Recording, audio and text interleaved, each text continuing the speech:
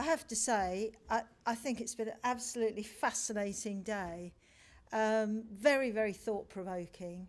And a phenomenal amount. I go to a lot of events, a lot of conferences like this, but a real sense of a lot of energy in the room.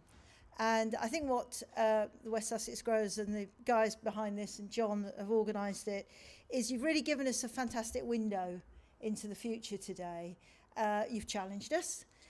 You've given us a real sort of excitement about what the future might look like. We've seen some inspiring businesses. I've seen a lot of these inspiring businesses in West Sussex. I am a West Sussex girl. I live up near Haywards Heath in the north of the county. And I come down here quite a bit and have a look at a lot of the businesses here and always incredibly impressed by what I see. It feels to me, and this is summing up from my perspective, that we've had a bit of a wake-up call today.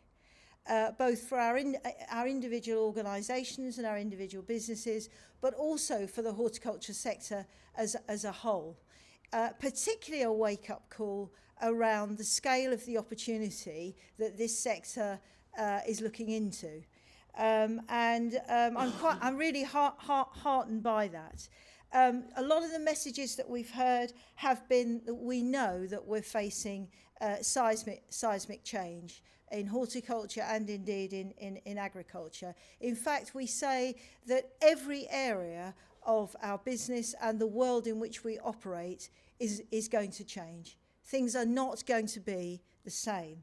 And that isn't all to do with Brexit, although, of course, for some sectors, Brexit presents some really significant huge challenges. But actually, even if we weren't withdrawing from the EU, we are facing such a rapidly changing world that nothing would be staying the same anyway. You add on to that Brexit, and it does present a different dimension. So what we've had today is some really excitement around the opportunities and also the challenges around the technology, the big opportunities around data and big data, how that will help us and make more, have more insight and make more informed decisions in the future. The fantastic excitement around automation, AI and all the robotics work that's going on. We can hear that some of it is still a bit, it looks as though we can touch it and feel it, we can see it in operation, but it's still a little bit away, but not that far away. We haven't talked a huge amount, but we've seen a bit of it today around changing demographics. We've got population growth in this country. We've got very, very significant changes in consumption patterns.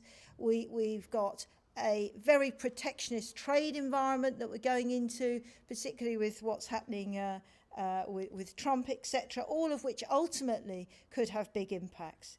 We've got all the pressures and the opportunities that come from climate change. We've got significant shifts in government policy. Some might argue moving away from what we would call mainstream production, much more towards environmental measures. And in food production, we used to talk always about twin tracking food production and commodity production alongside doing the right thing for the environment. I would say that twin tracking is not as apparent nowadays, with government policy much more driven by environment. We've also got significant changes in supply chains, and more of that to come with much greater consolidation. Some of our speakers have challenged us about, are we going fast enough? Are our businesses going fast enough? Are we thinking far enough ahead? Is the sector going fast enough? We know in agriculture particularly, our productivity is nowhere near as good as it could be. We're not reaching our full potential. I hear the message about let's get closer to the data about horticulture and let's separate it out, and we'll see what we can do around that. When we talk about productivity, we talk about the things that hold productivity up. We look at how we compare as a nation against the countries that we compete against. And a lot of the things that are in that productivity equation revolve most certainly around the big theme today, around skills, this not keeping pace, needing to put more investment in and more strategic thinking about our skills development. What I've heard today from some of these fantastic speakers is we need to widen the attraction of our sectors to a different type of candidate. We need to go beyond just hardcore agriculture and horticulture to recruit people, and we need to be plucking out the brightest people from the top universities, the top schools and other walks of life and bringing them into our industry. And horticulture has the most powerful stories to tell. It is the most exciting sector to be in. I have to say to you, I really do think you need to put all that on steroids. I really think this whole message about the opportunity that horticulture hasn't really been heard yet.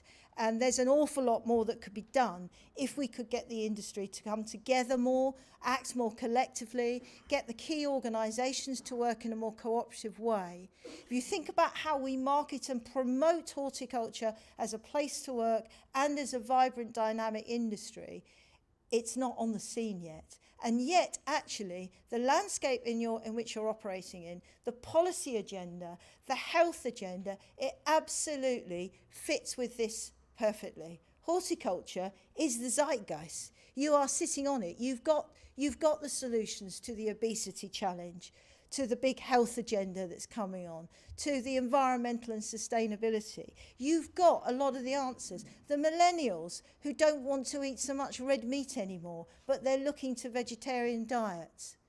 You've got it. You've got it by the bucket load. But actually, what needs to happen in the industry, in this sector, to galvanise that and really get horticulture up the agenda? For me, both in terms of production, can we grow more? Can we breed more? Can we sell more? Both in terms of a good place to work, a place where we need more investment so that we can advance these technologies. To me, this is a sector that has the opposite of all the challenges of the other sectors that we're grappling with. If you think about the challenges that the beef and lamb sector is about to face with Brexit and with a massive decline in consumption, you are the polar opposite of that. So we really must exploit that and grab that opportunity.